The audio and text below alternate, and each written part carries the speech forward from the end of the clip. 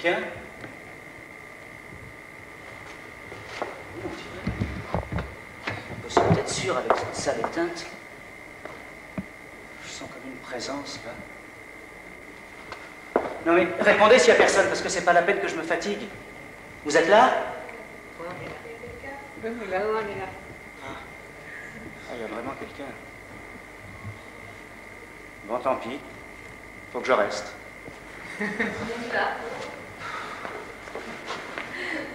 Tu voulais me coucher tôt ce soir? Je me sens motivé, il n'y a jamais personne. Quand j'ai pas envie, il y a toujours quelqu'un. Je le gêne.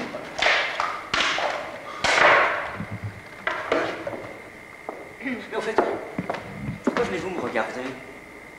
Est-ce que je vais chez vous, moi? Non, c'est parce que t'es où? Ah bon? Non, mais d'ailleurs, vous savez, je suis bien meilleur quand il n'y a personne. Hein. Ah non, ça c'est vrai. Dès que je sens qu'on me regarde, toutes ces paires d'yeux invisibles braqués sur moi, seul, sans défense, je deviens mauvais. Ah non, non, parole, là, faites ce que vous voulez. Hein, non, mais ça vous fait pas ça, vous? Non, pas, quoi. C'est tout de même curieux. Chaque fois que je dis un truc profond, les gens se marrent. Je comprends pas. Il y a pourtant des tas d'émissions culturelles passionnantes à la télé. Les chiffres et les lettres, la roue de la fortune, le journal télévisé, tout ça. Eh ben non. Il a fallu que vous veniez ici ce soir. Mais trop pelé, je parie. Ça a l'air pas que je joue.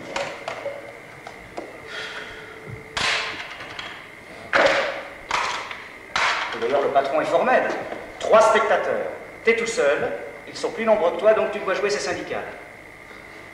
Qu'est-ce que vous voulez répondre à ça? Ah non, mais remarquez, si vous voulez partir, je vous retiens pas. Hein. Non, c'est vrai, parce que le quartier est mal famé à la nuit tombante. Même les flics ont peur, ils tirent à vue. Allez rentrer tôt, quoi, ça vaudrait mieux. Je pourrais rentrer aussi. Non? Bon, bah tant pis, hein. Si vous tenez absolument à rester, je peux pas vous en empêcher, c'est vrai. Non, mais que vous sachiez au moins à quoi vous en tenir avec moi. Ah, parce qu'on ne sait jamais comment ça se terminera. En admettant même que j'aille jusqu'au bout. Oh, c'est pas de la mauvaise volonté, non? C'est comme ça. Vous permettez? Hein? Merci.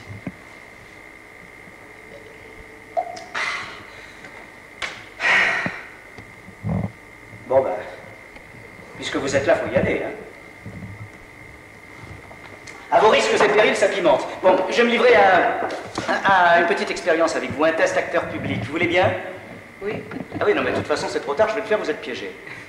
Oui, que tous ceux qui voulaient partir tout à l'heure et n'ont pas osé, restent assis. Voilà. Ah non, non, tout d'abord, il faut que je vous prévienne. Chaque fois que je vais être drôle, je me tape toujours le bide. Mais, vous voulez un exemple? Bon, d'accord, c'est l'histoire de 2 types qui discutent. Aimez-vous les enfants? Demande le premier. Avant, oui, réplique le second. Puis maintenant, reprend le premier un peu étonné, non, rétorque le second. Et il ajoute, entre-temps, je suis devenu végétarien. Alors ça, c'est bien la première fois qu'elle porte. Ah non, mais d'habitude, elle n'a jamais fait rire. Ça, pourtant, je la replace depuis plus de 10 ans dans tous mes spectacles et aucun public n'en veut. Est-ce que je la raconterais mieux qu'avant? Ou bien le public aurait-il enfin compris que je me fous de ça? En tout cas, bravo. Si, bravo. Ah non, je sais pas pour qui, de vous ou de moi, mais bravo. Ça, si vous me faites des coups pareils, si j'arrive enfin à vous faire rire au moment où je le décide... Ah non, heureusement, je vais pouvoir me rattraper avec les histoires tristes ou poétiques, alors là, c'est le fou rire assuré. Oh non, ne me faites pas mentir, hein, surtout. Parce que si vous êtes ému par tout ce qui m'est arrivé, qui m'arrive ou m'arrivera de tragique, et si vous riez quand c'est censé être drôle, vous me déstabiliseriez.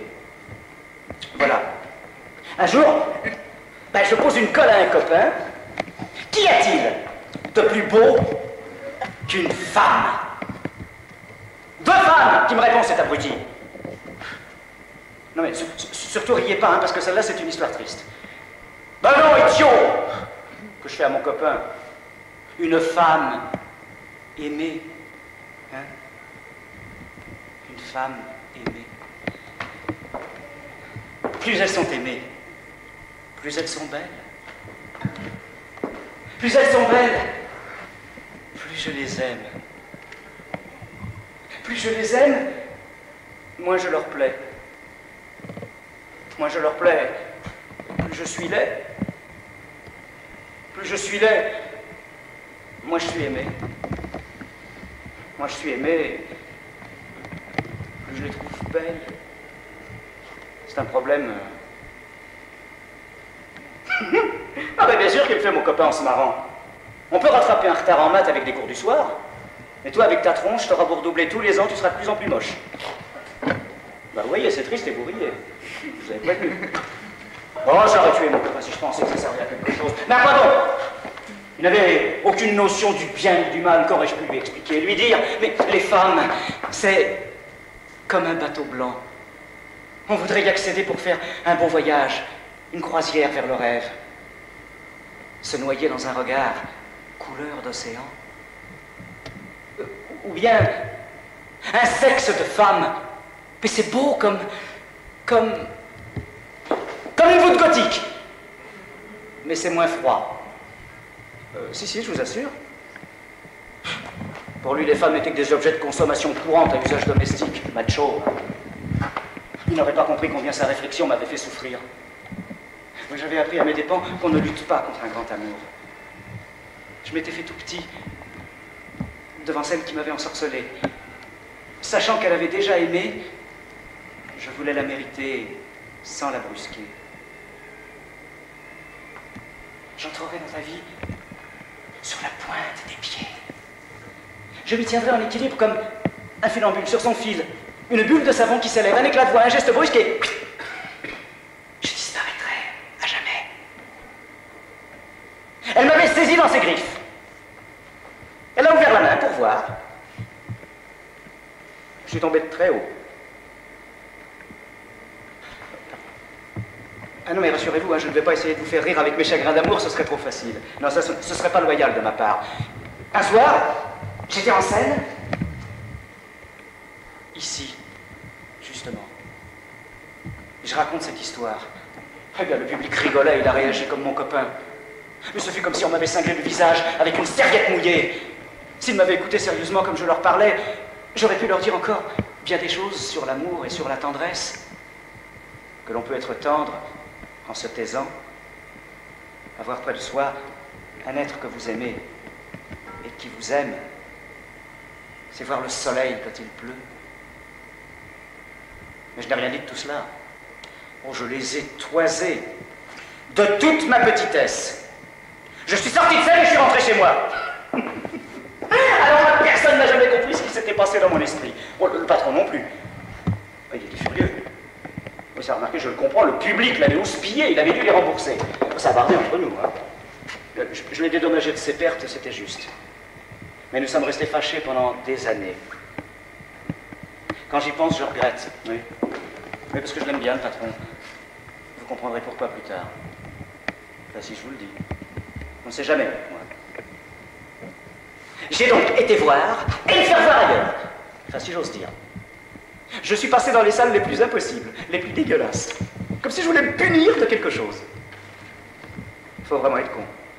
Ah, parce que les épreuves ne m'ont jamais manqué. Et j'en trouvais toujours une pire de salle. Alors je me suis dit que c'était une épreuve imposée par le ciel. Sganarelle. Le ciel. Auquel je ne croyais pas d'ailleurs. Enfin, je ne sais pas trop. J'ai pensé qu'en produisant ainsi dans les plus mauvaises conditions, je parviendrais enfin à mettre au point un vrai numéro, essayant tout ce que j'écrivais, éliminant le moins bon, sélectionnant le meilleur. Et qu'au bout du compte, quand la chance viendrait enfin me saisir par les cheveux, avant que je devienne chauve, je serais fin prêt pour affronter la gloire capricieuse que cette dernière m'accueillerait dans sa couche satinée, m'emprisonnant dans sa voluptueuse étreinte, refusant de me laisser partir comme une maîtresse exclusive. Pardon. Alors j'ai voulu raconter mon enfance, et ce qui s'en suivit, en essayant de ne pas trop m'attendrir sur moi-même. J'ai donc refait Shakespeare. Oui, tout simplement. Et je me suis présenté ainsi au public. Oh, j'étais jeune.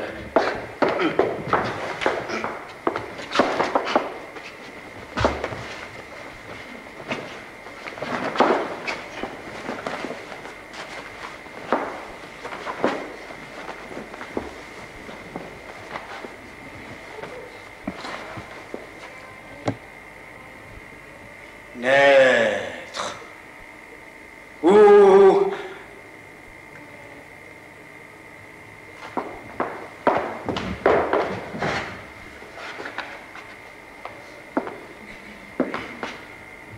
naître. Ou n'être pas. Hamlétique avant l'heure. Son essence subtile avait-elle prévu l'imminence de la catastrophe? Il désirait ardemment n'être pas, faisant le désespoir de ses parents et du médecin accoucheur. Il se fit attendre au-delà des limites du raisonnable. À chaque jour de retard, le brave docteur excédé répétait invariablement « Ça ne peut plus durer. Ça ne peut plus durer !» Et ça durait. Arraché, malgré lui, au non-être rassurant, il fut contraint de s'adapter à l'ordre cosmique. Grotesque. Non, décidément, je vous le raconte autrement. Sans doute prédestiné, il fut très vite remarqué pour son physique très typé et hors des normes établies par tous ceux qui possédaient un type très différent du sien. Oui, ça se voit surtout de profil. Non, ça je vous montre pas, c'est trop moche. Surtout le gauche. Mais l'anecdote vaut d'être contée dans sa stupide cocasserie. Au temps bienheureux de sa petite enfance, sous l'occupation, une dame, bien catholique, proposa à ses parents de le mettre à l'abri en lui faisant franchir la zone libre, en compagnie de sa fille aînée. Il devait passer pour le jeune fils de la dame. À la frontière symbolique, marquant les deux zones, l'autocar dans lequel il voyageait fit l'objet d'un contrôle de routine. L'officier allemand avait terminé et se préparait à descendre quand, pris d'une inspiration subite qui dut lui valoir de l'avancement, s'arrêta sur le marchepied, pivota du buste vers l'intérieur et demanda à la cantonade: « Y a pas de juif parmi vous ?» Si, monsieur, moi.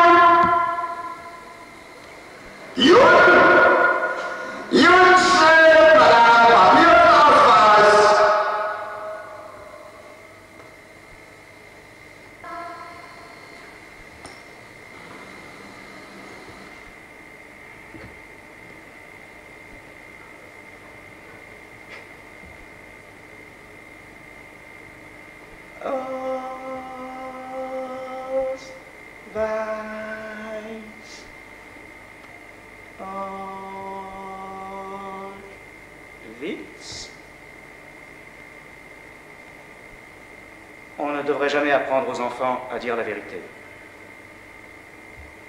Plus on vieillit, moins on oublie. La suite fut sans surprise.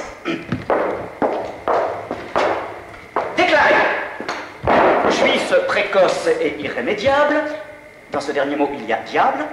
Il connut tous les délices des camps de vacances disséminés dans tout l'Hexagone, Fort-du-Ha, Beaune-la-Rolande, Mérignac, Drancy, etc. L'organisation d'ensemble était parfaite. Mais le service...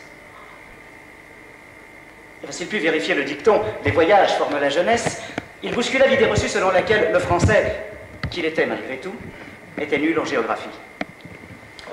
Malgré l'éclatante supériorité des techniques médicales germaniques, ces derniers, conscients des balbutiements de la chirurgie esthétique de leur temps, désespérèrent rapidement de recréer le juif à leur image. Ils s'y essayèrent pourtant avec une touchante application, mais les résultats de leurs expériences s'avérèrent uniformément, oui c'est le mot juste, désastreux. Notre enfant vécut dans cet univers concentré, mais sa bonne étoile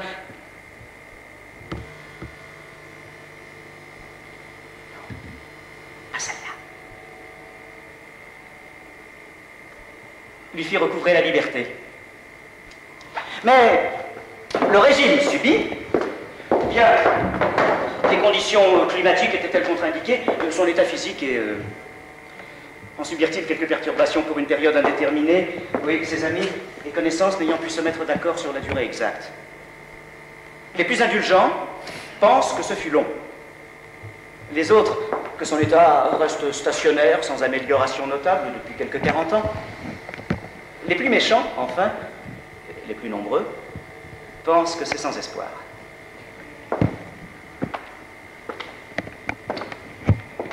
Présenté ainsi, je pensais que ce serait un texte drôle. Ce refus de s'attendrir sur le pire, cette forme d'humour sous la potence. Et hélas, les gens pleuraient. Ceux qui avaient vécu les mêmes choses, ou qui étaient sensibilisés à ces sortes de problèmes, venaient me le dire après le spectacle. Oui, ils me racontaient leur propre malheur. Nous pleurions de concert, en souvenir du bon vieux temps. Mon coin de loge était devenu une succursale d'Amnesty International. Finalement, je n'avais plus la force de les consoler, tous ces malheureux. Nous ne savions plus où donner de la larme. J'avais mon mur de lamentations portatifs.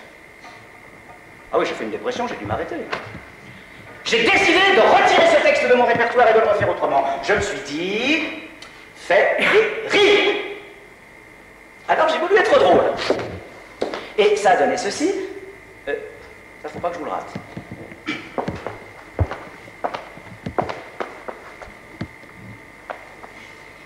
Un être, le pas en être.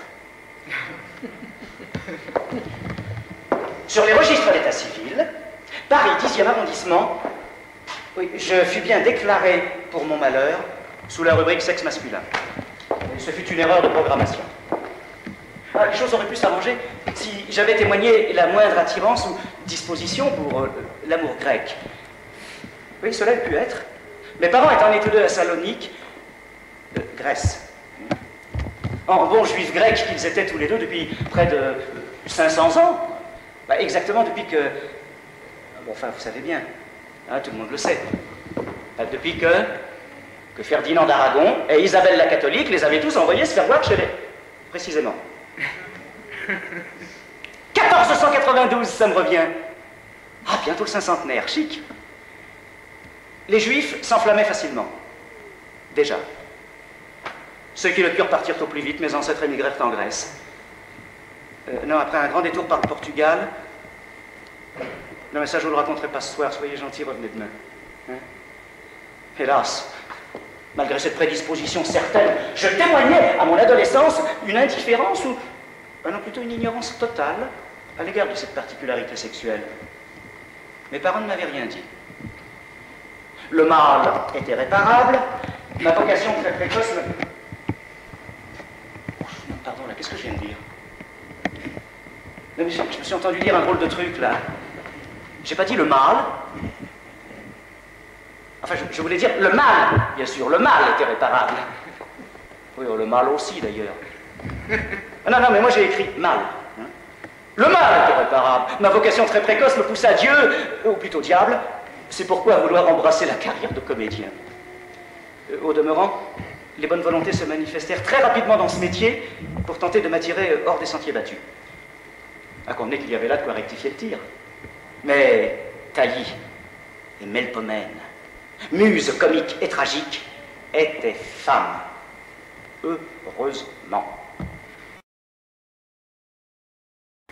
Alors que faire hein, quand vous êtes né avec un corps fluet, juvénile jusqu'à la maturité, une timidité incroyable, une sensibilité maladive, une propension à rougir devant les dames quand elles vous regardent intensément dans les yeux, et la larme facile. Hein? Oh ben non, mais franchement, qu'auriez-vous fait à ma place? Hein, j'aimerais vous y voir. Vouloir à tout prix s'identifier à John Wayne. Quand on ressemble plutôt à... À votre avis, vous voyez une ressemblance? Non? Non. Oh. Dustin Hoffman? Woody Allen? Enfin, en plus petit et en moins bien? Ah, de quoi saper le moral de l'acteur le moins névrosé? Ma passion pour la femme, trouble et candide à la fois, était la conséquence d'un esprit féminin dans le corps d'un homme qui passa son conseil de révision, où il fut d'ailleurs recalé 3 fois comme l'idiot de la communale. En pleine guerre d'Algérie, fallait le faire. En conséquence, eh bien, à l'approche de la quarantaine, je dus me rendre à l'évidence que mon amour pour le beau sexe était la manifestation d'une attirance saphique.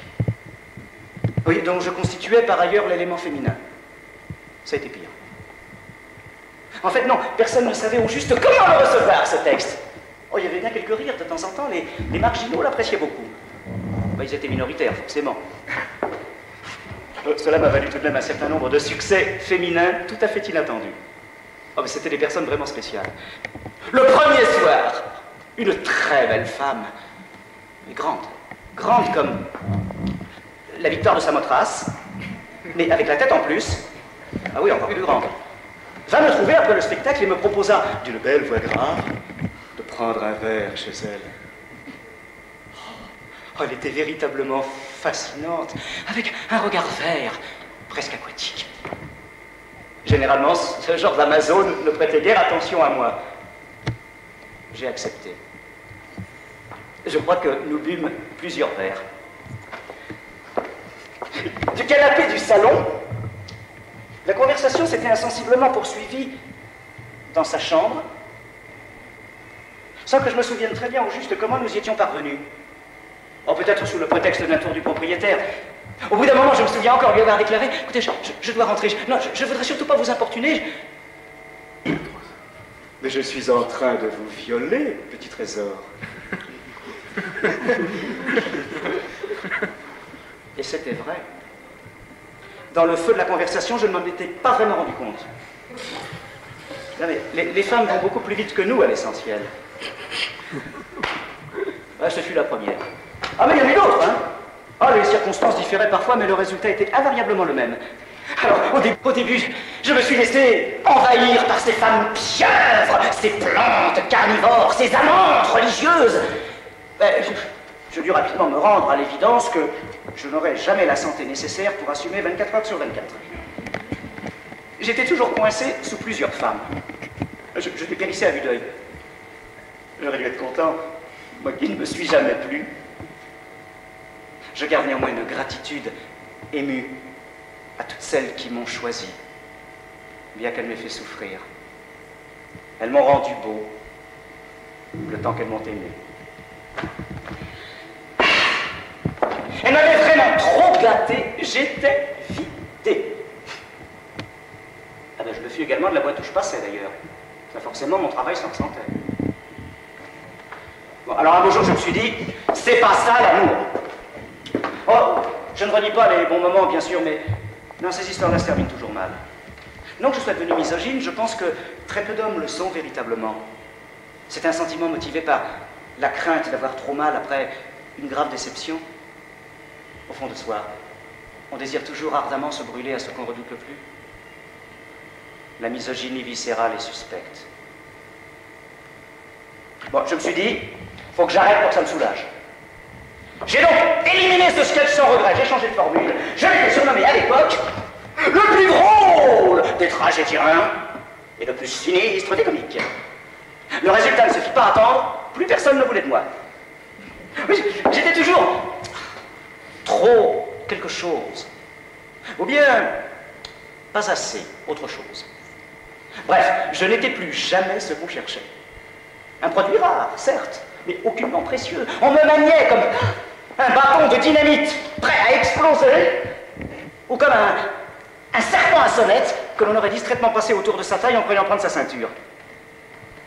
Là, mais c'est drôle, hein, quand on y pense. Vous avez remarqué, j'ai même pas trop y pensé.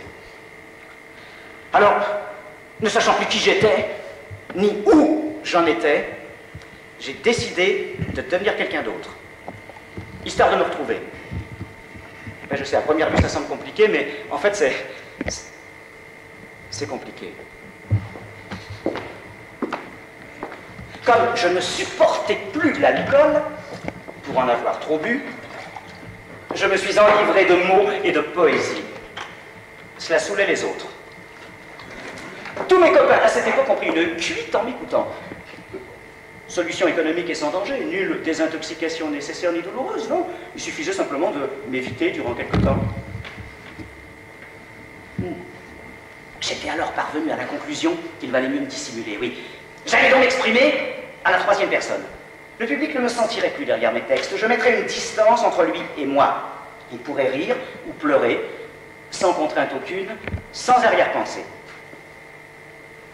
J'ai donc commencé mon spectacle par ce texte, cette histoire. Il était mort. Mais il était si distrait qu'il ne s'en était pas encore rendu compte. Évidemment, une telle situation ne pouvait guère s'éterniser. On ne peut conserver indéfiniment un pied droit dans le monde des vivants quand le gauche a été voir du côté d'ailleurs. Dans son malheur, il avait toujours eu la chance d'être préservé du pire. Si mourir et vivre est souvent difficile, mourir peut parfois s'avérer pénible. Mais sa distraction veillait sur lui comme une bonne étoile à 5 branches. Il venait de mourir sans s'en apercevoir. Il avait horreur des bananes. Mais il n'avait pas mangé, ni à plus forte raison jeté la peau de celle sur laquelle il venait de glisser, non. Il était au carrefour, le feu passait au vert, et il avait décidé d'attendre sagement sur le bord du trottoir, comme ses parents le lui avaient inculqué dans sa petite enfance. Quand la peau de banane, jetée par un enfant affamé à l'heure du goûter, avait subrepticement atterri sous sa chaussure, le pied gauche, et son élan l'avait entraîné, en partie du moins, sur la chaussée, au moment où un énorme camion, fort de son bon droit, s'élançait. Ses parents lui avaient bien déconseillé de jeter ses peaux de banane dans la rue, mais non, hélas, de glisser sur celle des autres. Le seul pied droit qu'il possédait ignora jusqu'au bout où avait bien pu passer son congénère. Car ce dernier était tombé sur le trottoir, mollement, tandis que le reste du corps, tournoyant comme une toupie, était parti en vrille, entraîné par le sillage du camion. Un envol particulièrement gracieux, dont il ne put malheureusement apprécier toute l'élégance. Le chauffeur était en retard. Il ne s'attarda pas sur les détails. Il avait des tonnes de melons à livrer proches de la déliquescence. S'il tardait une minute de plus, il n'aurait plus que du sirop à vendre. Il appuya sur le champignon et disparut vers le soleil couchant, superbe d'ailleurs, dans un épais nuage polluant. Je vous demande pardon, j'ai oublié de vous donner le titre de cette histoire. Cela s'intitulait précisément « Distraction », en hommage à la Bruyère, un copain. Alors là, les réactions ont toujours été imprévisibles. Beaucoup de spectateurs me reprochaient ce début. Comment? Vous commencez par la fin? Non mais comment voulez-vous qu'on s'y retrouve? On croit qu'il faut partir alors qu'on vient d'arriver. D'autres, plus cartésiens encore, me rétorquaient, mais enfin, comment voulez-vous qu'on s'intéresse à l'histoire d'un type que vous faites mourir dans les 3 premiers mots? Il était mort. Vous ne nous dites même pas qui il est, son nom, son âge, ce qu'il aime ou n'aime pas, ce qu'il pense, etc. Je le trouve bien, votre texte. Mais il faudrait le mettre ailleurs. Ça a duré 10 ans. Tout le monde le trouvait intéressant, ce texte. Mais personne ne souhaitait le voir placé au même endroit. Eh bien, je l'ai conservé par tendresse. Dans tous mes numéros successifs, modifiant sa place parfois d'un jour sur l'autre, mais n'étant jamais parvenu, semble-t-il, à trouver la bonne. Et c'est pourquoi je ne vous demanderai pas aujourd'hui où vous souhaiteriez le voir placé. Il y a toujours eu autant d'avis que de personnes. Alors je me suis dit, tiens, et si je commençais plutôt par un poème? J'en avais un, justement, composé directement sur ma machine à écrire électrique dans la nuit du 8 au 9 janvier 1981, déjà. Juste avant qu'il n'arrive. Et j'avais le cafard cette nuit-là. Poème automatique et néanmoins moral. Conçu directement à la machine électrique par un auteur hystérique et, nonobstant prophétique, c'est le titre.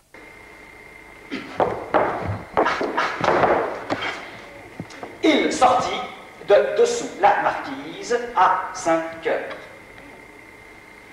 heures exquises que d'être dessous la marquise. Il avait beau être de gauche, elle avait beau, ou belle, être de droite, elle le menait à la débauche, car elle était très très adroite. Ah, c'est pas mal ça. Elle était de l'ancien régime. Mais il ne voulait en changer pour un royaume, ni même pour un empire. Ce régime-là lui convenait, pour le passé comme pour l'avenir.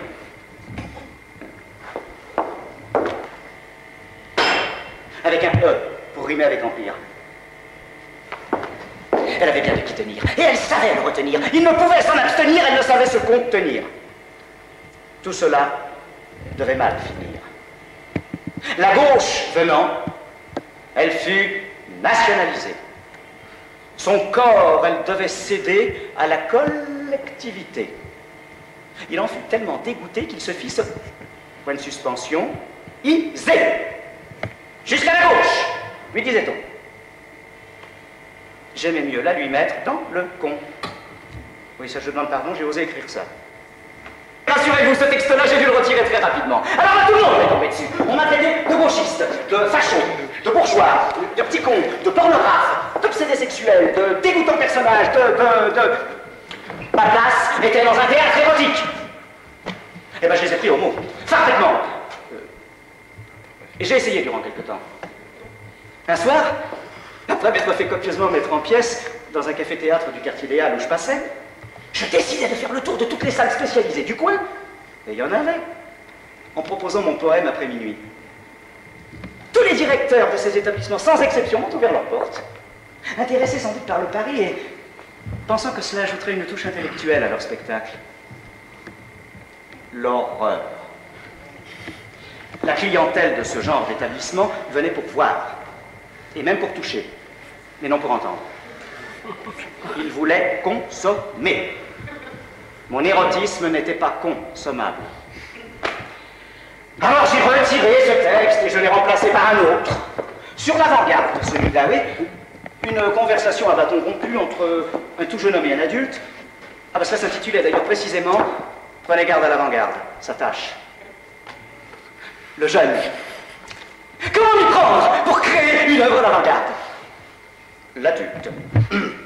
Eh bien, faites quelque chose de très laid, de prétentieux et d'incompréhensible dans quelque domaine que ce soit, vous frapperez toujours dans le mille. Vraiment?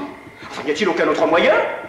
Oh, c'est la méthode la plus rapide pour vous, les jeunes, qui êtes toujours pressés comme si vous aviez raté le train. Je ne garantis pas qu'elle soit durable. Mais le temps que les soi-disant esprits forts se mettent à réaliser et à comprendre que vous êtes un aimable chimiste, vous serez riche et considéré. Vraiment? Est-ce ainsi que vous définissez les artistes de l'avant-garde? Ben non, pas tous, non. Non, les meilleurs sont des kamikazes, oui, sacrifiés à l'avance. Oui, Artaud, etc. Bon. Non, ils balisent le terrain pour les temps à venir et se font écraser par tous ceux qui les suivent. D'ailleurs, le propre de l'avant-garde est de passer de mode rapidement, mon jeune ami. Si vous avez du talent, vous devenez un classique. Vraiment? Alors citez-moi un exemple. Eh bien, disons Ionesco. Il y a une bonne trentaine d'années, il faisait scandale avec deux petites pièces dans une salle dite d'avant-garde de la rive gauche, où elle se joue toujours d'ailleurs. Entre-temps, il est devenu une institution plâtrifiée. Des quarts de touristes du monde entier le visitent comme un chef-d'œuvre en péril entre le Louvre, Notre-Dame, la Comédie Française, etc. C'est la plus belle définition de l'avant-garde que je puisse vous donner, mon jeune ami. Oui, alors là, je vous demande pardon, j'ai dû faire une coupure. La direction était formelle. Alors je saute directement 3 pages plus loin, je vous demande pardon. En hommage à l'humoriste Pierre Dac, j'avais également imaginé un petit dialogue en forme de tringle. Ou une conversation absurde entre deux types. Ça donnait à peu près ceci. Pourquoi prétendez-vous ceci, monsieur? Je n'ai rien prétendu, monsieur. Comment? Vous ne l'avez pas dit, monsieur? Mais bien sûr que si, monsieur. Alors pourquoi prétendez-vous n'avoir rien prétendu, monsieur? Mais parce que je ne prétends rien, monsieur. J'affirme, monsieur. C'est vous qui prétendez que je prétends. Moi, j'affirme que vous prétendez.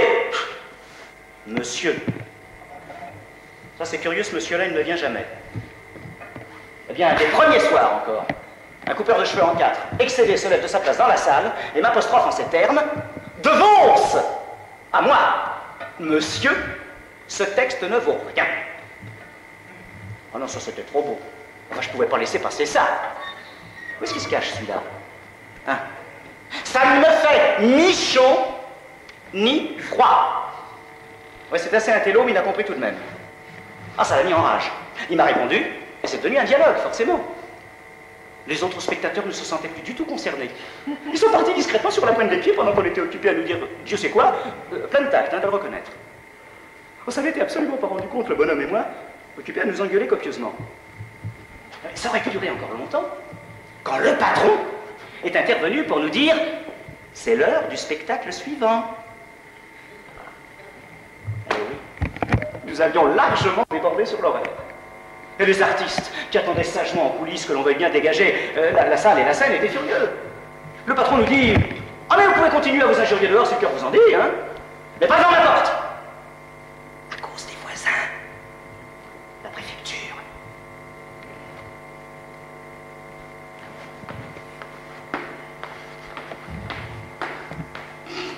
Ah non mais, j'avais tout de même fait un heureux.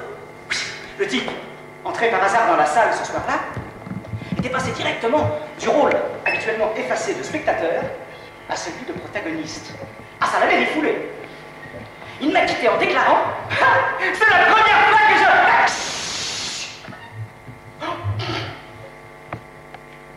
C'est la première fois que je venais au café-théâtre.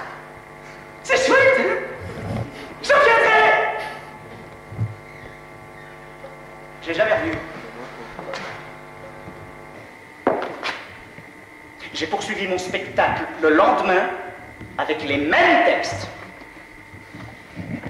J'aurais voulu me suicider, que je n'aurais pas mieux réussi. Les balles sifflaient de partout. Les critiques furent acérées comme des barbelés tout neufs.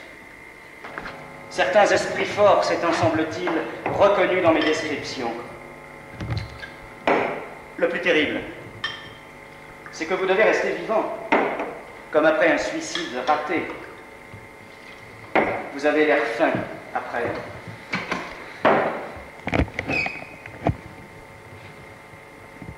Ce fut une période très difficile.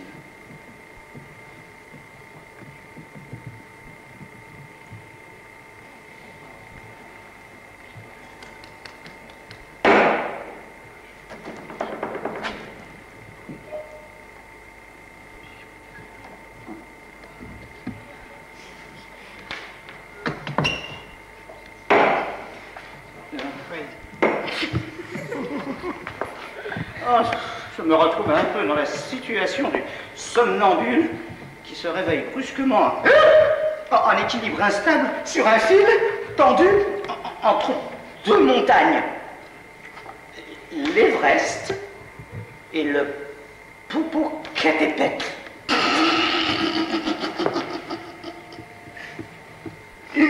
Hein?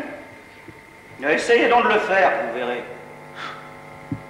Très difficile d'avoir du génie devant des fauteuils vides. Le théâtre, c'est comme l'amour, faut être deux. Sinon, c'est de l'onanisme.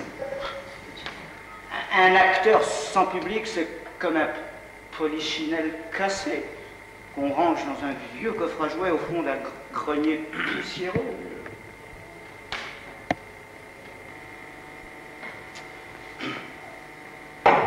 Je me suis involontairement marginalisé pendant des années.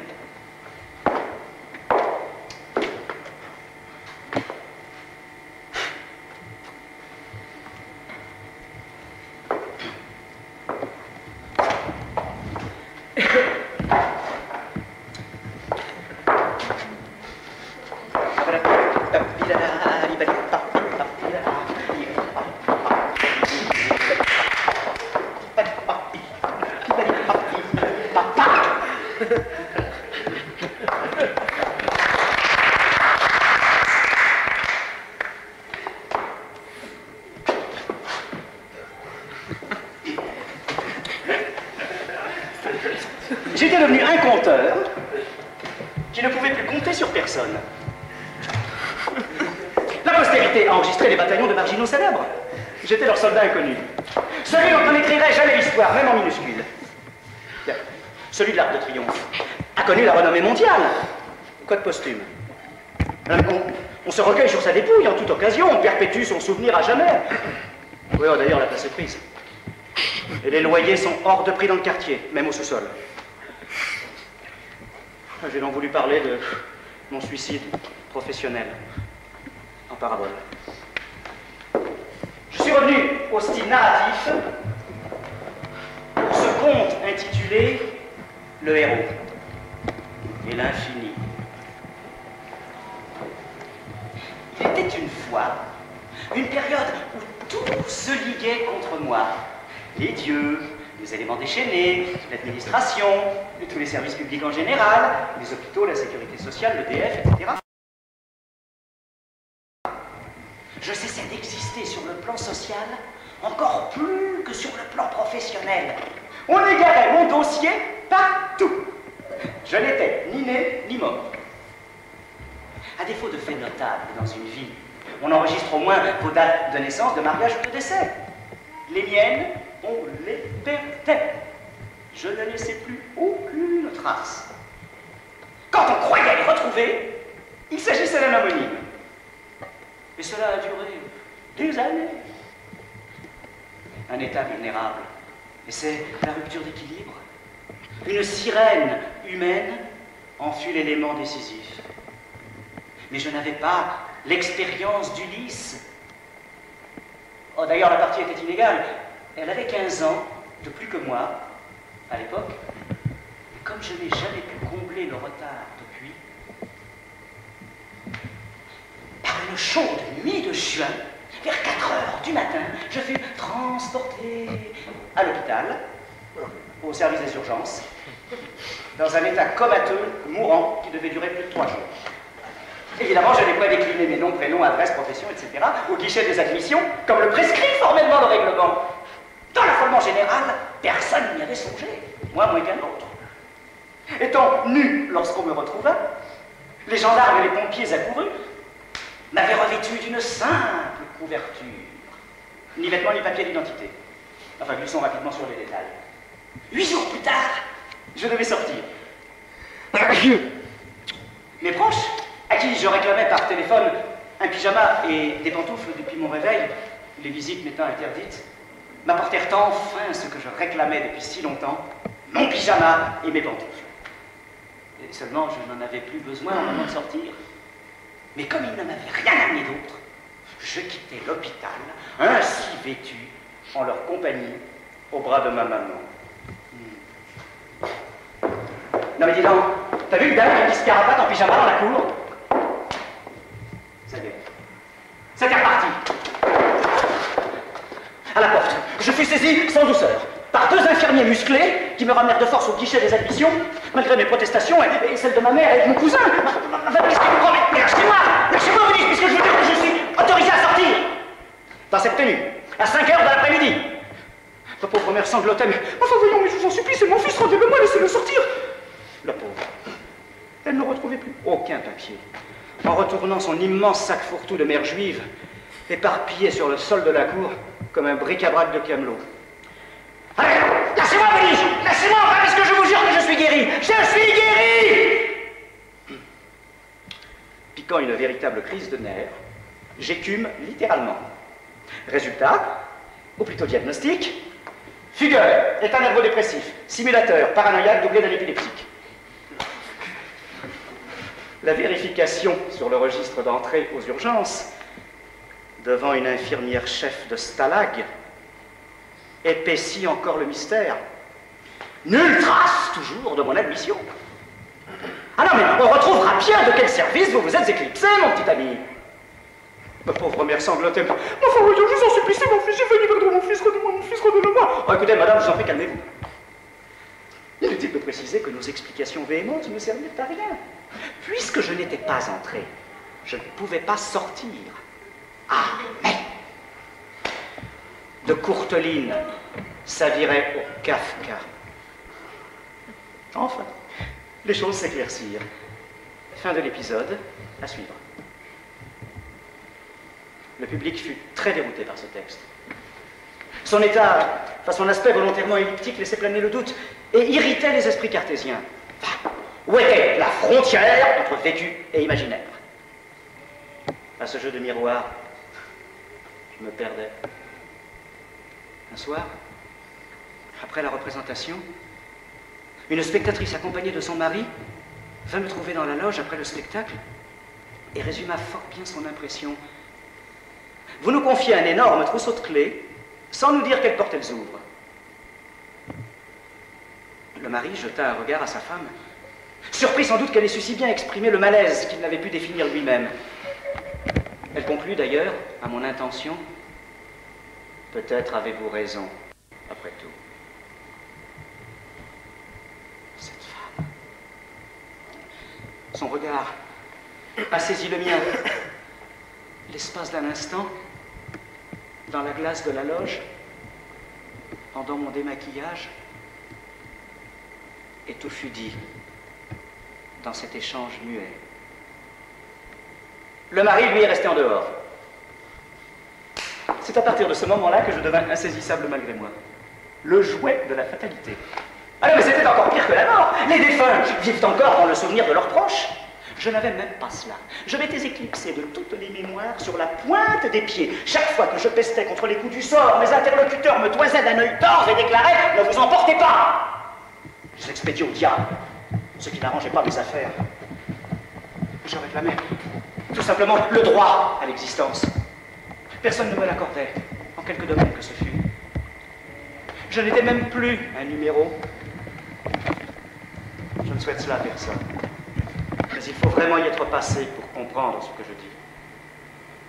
Si vous disparaissez dans le désert, ou dans un accident d'avion, on peut retrouver votre squelette, vous identifier à la forme de votre crâne, à un plombage dentaire, que sais-je. Mais dans la jungle urbaine, béton et acier, et c'est l'anéantissement, l'engloutissement le plus total. J'y étais. Je me surprenais encore à penser, à respirer, à éclater de santé. Bref, à exister. Dur à admettre. Je devenais translucide.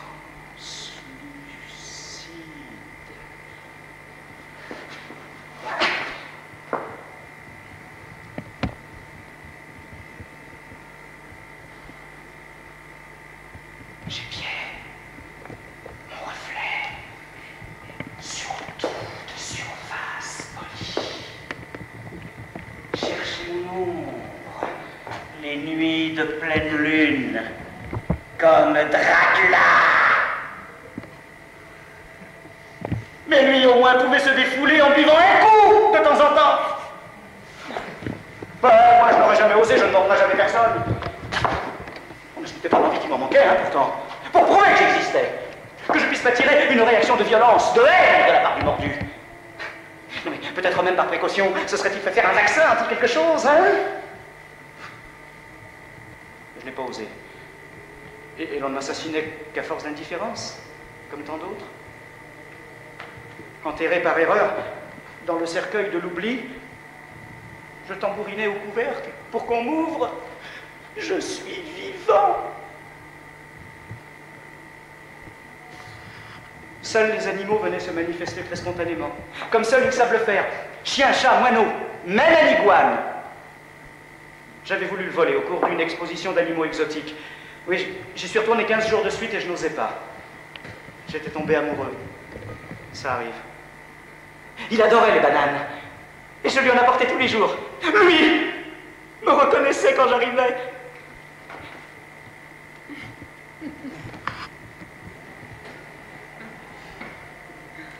Oh, finalement, j'ai dû me résoudre à adopter un chaton. Minuscule boule de poil noir et blanc pour lui éviter de périr noyé. Je n'avais le choix qu'entre deux prénoms. Boudu et Moïse. Oui, comme le grand type barbu de la Bible qui ressemble à Charlton Heston. Non, ce n'est pas par atavisme que j'ai choisi le second, mais parce que c'est plus doux à l'oreille. Ça lui va bien d'ailleurs, Moïse. Mais qu'il n'ait jamais fait de miracle. Ah non, ça, il n'a pas partagé la mer Rouge en deux. Hein.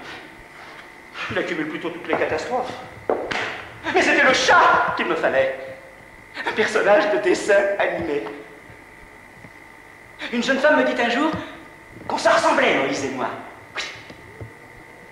À la réflexion, je ne sais pas si c'était gentil. Ah non, non, mais elle devait avoir raison. Qui d'autre aurait pu hériter d'un chat pareil?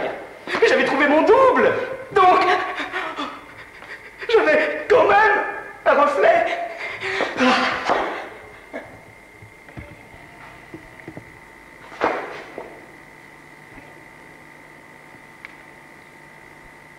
Pour lui, du moins. Non pour les autres. J'ai pu le vérifier quotidiennement au supermarché, vous savez, juste en face de chez moi. Aucune vendeuse ne me reconnaissait d'un jour sur l'autre. Parvenir à un tel degré d'inconsistance tient du miracle. Mais comment pouvez-vous encore prétendre à la carrière de comédien?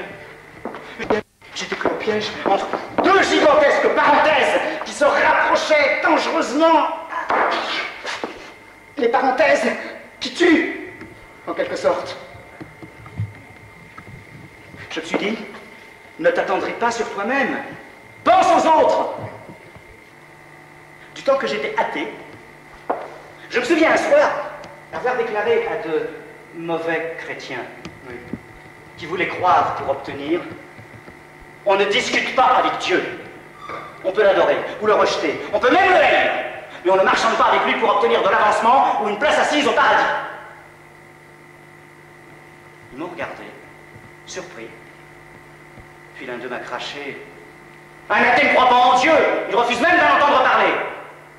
Ils font d'erreur, monsieur. Un athée croit en Dieu.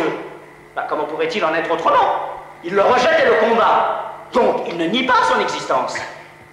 Enfin, s'il en était ainsi, l'athéisme serait sans objet, et son combat n'aurait plus aucun sens. Refuser Dieu, c'est admettre qu'il est. Oui, oui, je dirais même aux athées en passant, si jamais il y en a dans cette salle, que c'est plus commode pour lutter contre lui. Car sinon, comment combattre l'impalpable? Sans Dieu, pas d'athéisme possible. Sur cette pensée réconfortante, satisfait de ma découverte, j'ai fait une crise de foi. Ah non, enfin juste le temps qu'il fallait, heureusement. Car sinon on peut en mourir, hein, c'est déjà arrivé. Au départ, pourtant, j'étais sceptique. Je me disais, la foi est un phénomène d'hallucination individuelle pour commencer.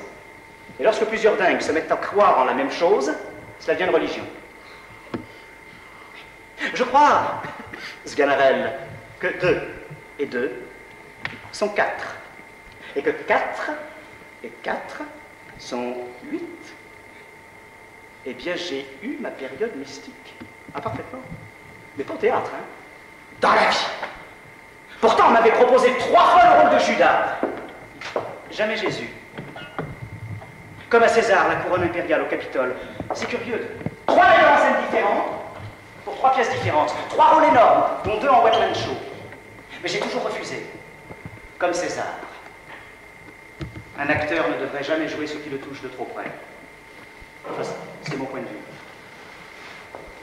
Chaque fois qu'on me demandait, bon, alors c'est quoi Dieu pour vous? Oh. Dieu, c'est quelqu'un. Mais je n'ai jamais su qui, exactement. Une spiritualité sans religion. Devant mes déplorables antécédents, on s'étonnait. On me sceptisait. On m'aseptisait comme un dangereux bacille qu'il fallait isoler. Les gens doutaient terriblement de la croyance. Et moi, je doutais de leur scepticisme. Je me disais, diable, ils sont chrétiens et ils ne croient plus en Dieu. Une nuit, dans un bistrot sordide de la périphérie, perdu aux confins de la misère, de la crasse et de l'oubli, je tentais de soulager les épaves humaines de leur souffrance devant un ballon de rouge innommable.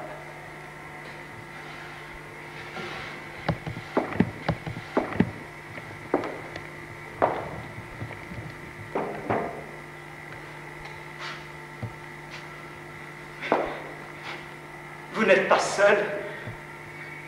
Dieu vous aime. Sans blague. Moi aussi, je l'aime.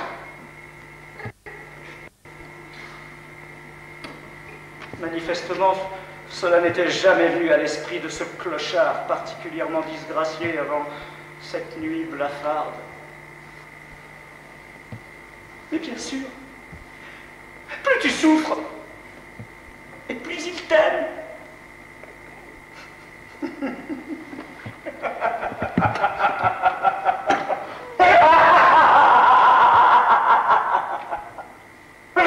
Oh, il me répondit avec cette logique merveilleuse et imparable de l'éthylisme au point de non-retour. Ben là, puisque t'as plus un pour nous rincer, pourquoi il ne paye pas un coup là à ton copain s'il nous aime?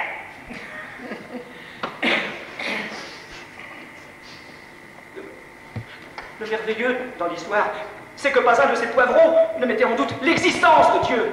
Non, il le matérialisait, là, accoudé au comptoir, près de moi. Miracle de l'alcool. C'était auprès des buveurs d'eau que je trouvais les plus rationalistes et les croyants les plus incrédules. Mais comme il ne manquait de rien, pensait-il, il n'avait nul besoin de croire en quelque chose. Cela me faisait tellement de peine que je voulais ramener les brebis égarées au bercail.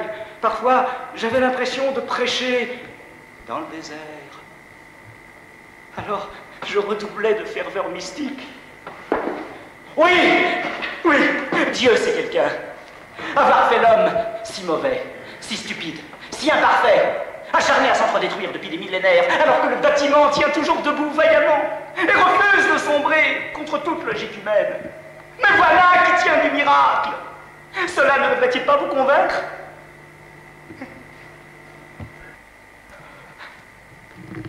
Oh, il m'écoutait enfin, intéressé subitement, ému parfois.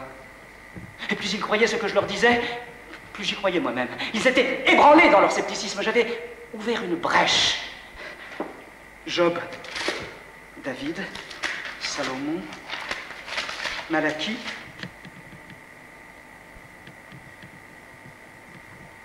Mais dès que je leur parlais du petit Jésus, le Nouveau Testament, les choses se gâtaient subitement. Je redevenais celui que j'étais, qu'ils avaient oublié que j'étais, que j'avais oublié moi-même, si je l'ai jamais su. Alors ils me regardaient soudain avec des yeux. L'état de grâce était rompu. Ils me criaient parfois du regard, de mots très brefs, sales, qui me ramenaient plus de 40 ans en arrière. C'est peut-être une manière de ne pas vieillir, la haine des autres. On reste jeune quand les fantômes du passé ressurgissent de la nuit du fond des âges. Et par charité chrétienne, peut-être, ils étaient tout prêts à me tendre la corde pour me pendre. Alors j'ai cessé de prêcher la foi et la bonne parole. C'est une voie sans issue. D'autant plus dangereuse qu'elle se divise en deux branches, vous faisant croire au miracle. Mais ce sont deux cul-de-sac au premier tournant. À droite, c'est la croix, à gauche, c'est la corde, il n'y a pas le choix. Jésus et Judas étaient de grands acteurs. Ils ont joué leur rôle jusqu'au bout, ils n'ont pas triché, ils ont assumé leur destin tous les deux, sachant qu'ils ne pourraient rien changer. Jésus a pardonné à Judas, conscient que son disciple préféré et le plus intelligent avait reçu en partage le plus mauvais rôle. Pas d'applaudissements à la fin, pas de fleurs, mais les épines de l'éternité. La haine, l'opprobre, l'irrémédiable désespoir. Les mots m'ont manqué. La source s'est tarie.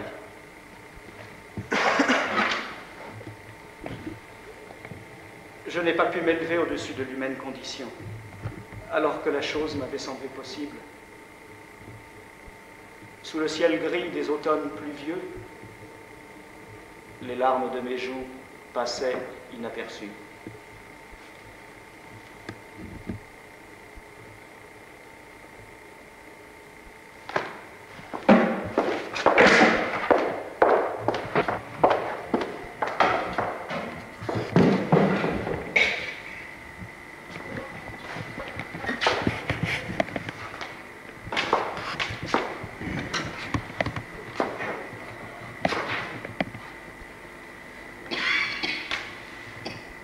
À ce point où je n'espérais plus rien, quand j'ai croisé par hasard le patron de cette salle, après tant d'années.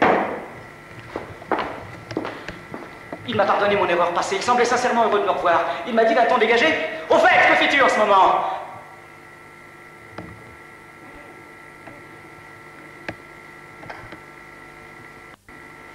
Il le savait parfaitement que je ne faisais plus rien. Je ne lui avais encore rien dit, mais c'était écrit sur mon visage et... Le temps de respirer, et il enchaîne. Mais au fait, ça fait longtemps que t'es pas passé chez moi. T'aurais pas envie? Allez, je peux te proposer un horaire, si tu veux. Que quelqu'un puisse encore me proposer quelque chose à ce moment-là, je n'en revenais pas. Mais allais-je ressurgir du néant par inadvertance? Mais non, il n'y avait jamais eu personne dans sa boîte. Les choses n'avaient guère dû changer depuis, probablement. Nul ne viendrait me retrouver ici. Et je pourrais replonger aux ténèbres de l'insondable qui m'enveloppait depuis si longtemps.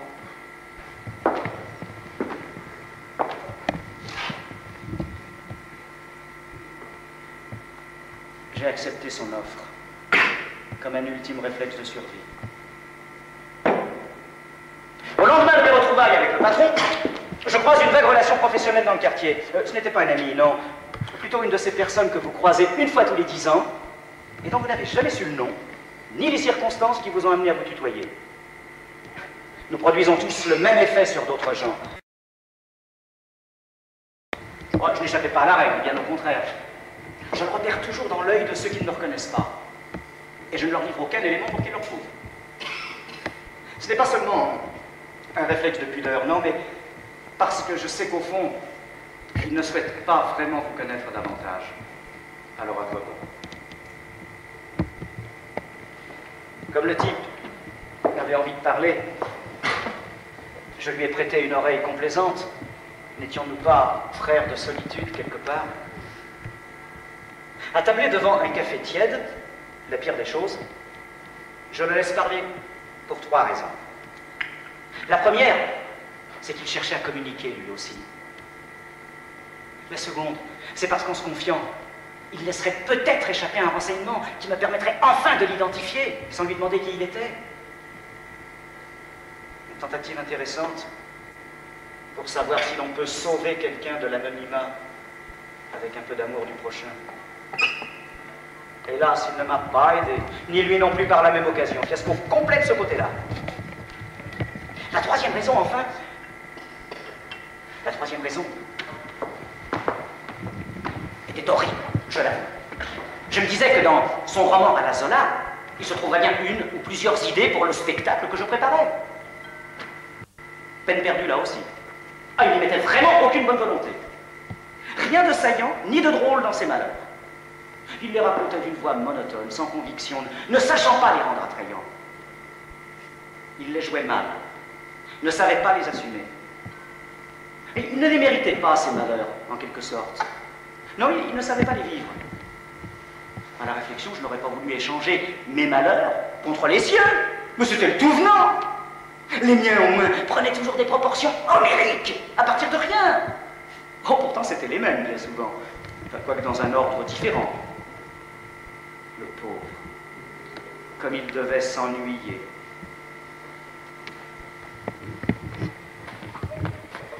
Histoire de reprendre haleine, après un deuxième café, tout aussi imbuvable que le premier, il s'avise brusquement de ma présence. Il m'avait complètement oublié en se racontant, je le voyais à son œil. Il me lâche tout à trac. Au fait, toi, que fais-tu en ce moment? En vérité, il s'en fichait complètement de ce que je pouvais bien foutre.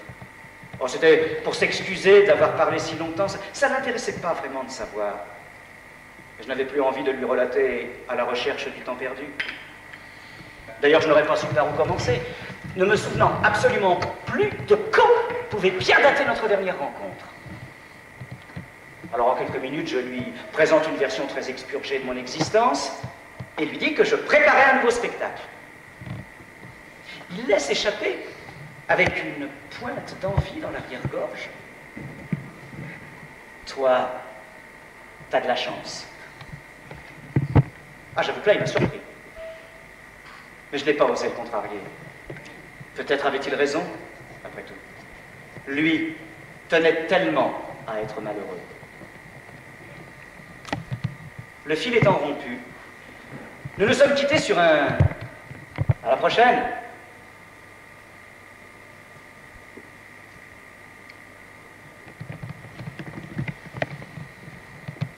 Puis, il a ajouté avant de disparaître, je passerai te voir jouer un de ces soirs.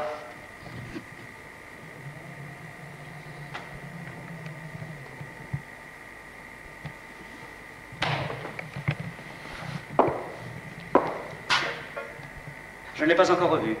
Bon. Il avait dû dire ça comme ça pour dire quelque chose, mais je ne pense pas qu'il en avait vraiment envie. Ni envie de quoi que ce soit, d'ailleurs. Je pense qu'il n'avait envie de rien. Je vous demande pardon, je ne sais pas pourquoi je vous raconte tout ça. Si, peut-être dans l'espoir qu'il serait là, un soir dans la salle incognito, qu'il viendrait me parler après le spectacle. Oh, j'aimerais qu'il vienne me voir. Pas pour me voir jouer, non, mais parce que si jamais il m'entend raconter son histoire, je lui aurais peut-être rendu service. Oh, mais si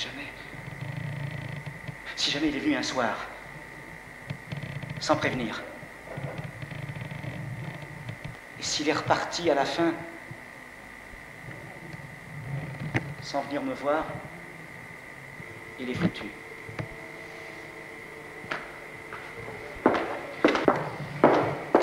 Récemment, enfin il y a quelque temps, il s'est produit un événement bizarre au café-théâtre. Oui, j'aurais dû me rendre compte au climat de la soirée. Au départ, pourtant, rien ne la distinguait de la grisaille habituelle.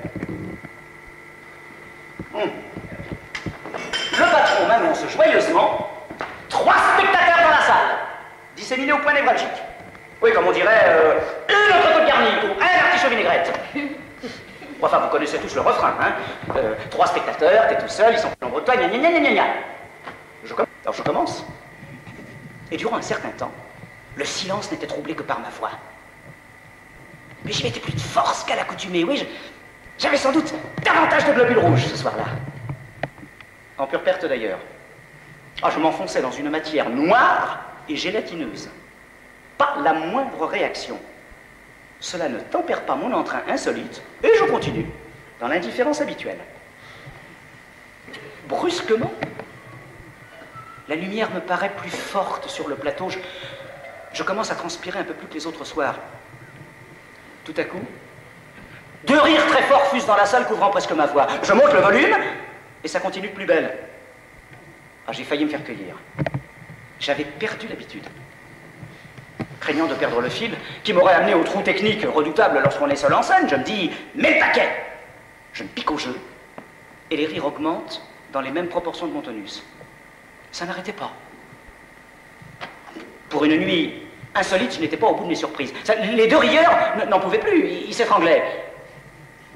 J'aurais voulu voir la tête du 3e, qui forcément ne riait pas. Pourquoi ce mystère? Y avait-il un Japonais dans la salle, entré ici par mégarde, et attendant sagement un striptease? Qui ne viendrait jamais? Mais non. Enfin, si les 2 autres comprenaient, pourquoi le silence du 3e? Ah, j'avais un double problème sur les bras et pas de roue de secours. Comme les 2 rieurs ne voulaient pas désarmer, j'étais crucifié là, sur les quelques mètres carrés du plateau, c'est la loi du spectacle. Ah, puis le patron m'avait bien prévenu. Tant que tu les tiens, faut pas t'arrêter.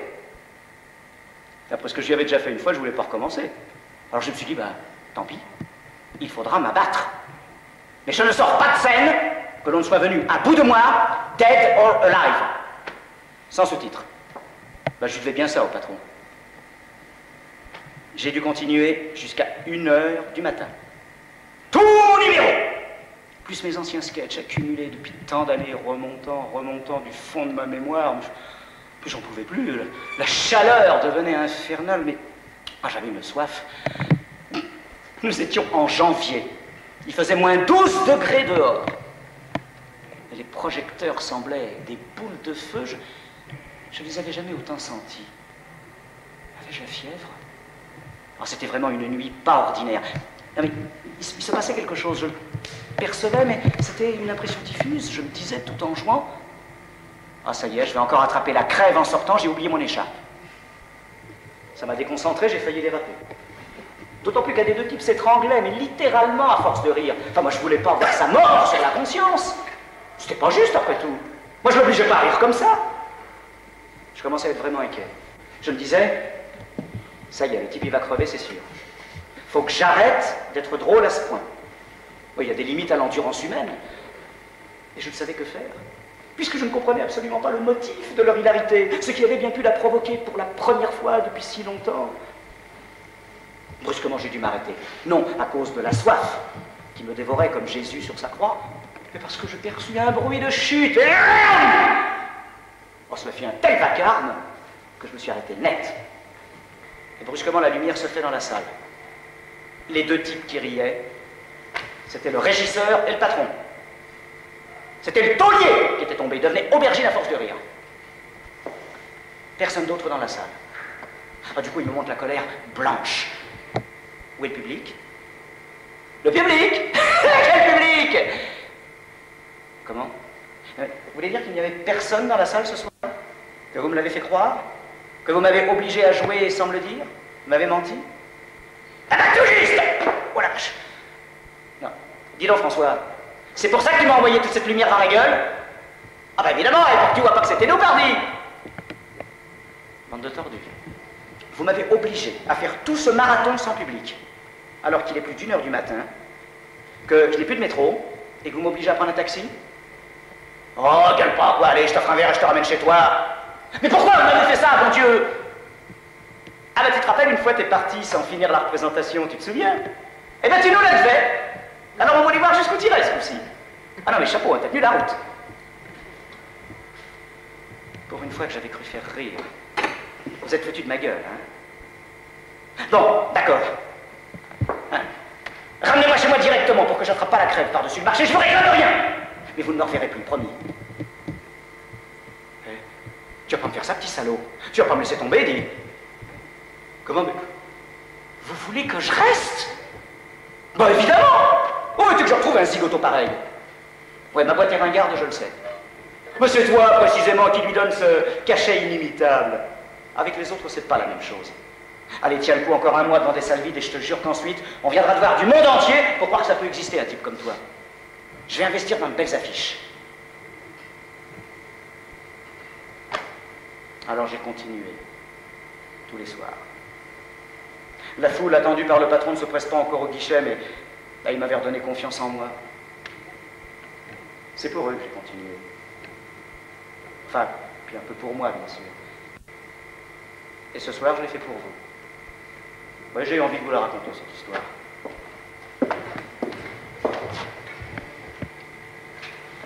Je sais pas pourquoi, mais j'ai senti que vous m'écouteriez.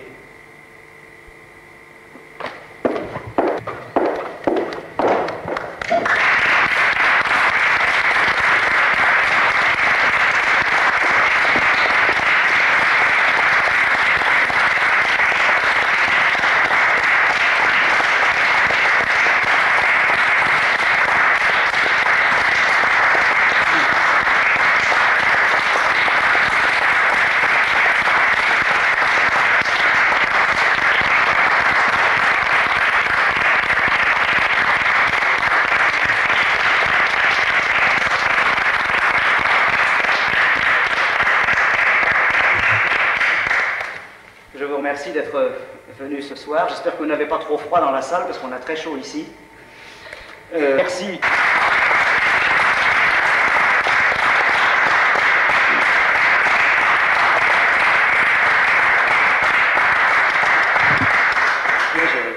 vous remercie. Je crois qu'il y a des pièces dangereuses à jouer. Nous étions exactement dans le climat de la pièce. Mais je vous remercie d'avoir été là. Et je vous demande également de remercier François, sans qui ce spectacle ne pourrait pas être tout à fait ce qu'il est. Et je vous remercie d'avoir ressenti avec votre cœur ce qui s'est passé ce soir. C'est moi qui vous remercie. Bravo. Bravo.